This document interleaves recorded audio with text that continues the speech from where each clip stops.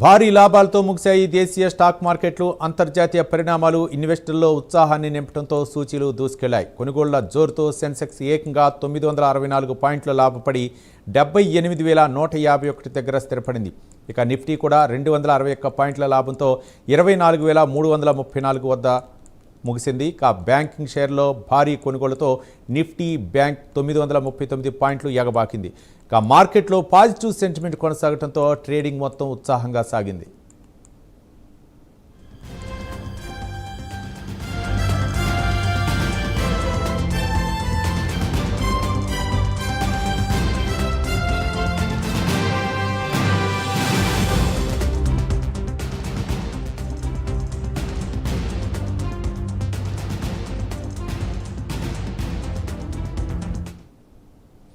భారీ లాభాలతో ముగిశాయి దేశీయ స్టాక్ మార్కెట్లు. అంతర్జాతీయ పరిణామాలు ఇన్వెస్టర్లో ఉత్సాహాన్ని నింపడంతో సూచీలు దూసుకెళ్లాయి. కొనుగోళ్ల జోరుతో సెన్సెక్స్ ఏకంగా 964 పాయింట్లు లాభపడి 78,151 దగ్గర స్థిరపడింది. ఇక నిఫ్టీ కూడా 261 పాయింట్ల లాభంతో 24,334 స్థాయి వద్ద ముగిసింది.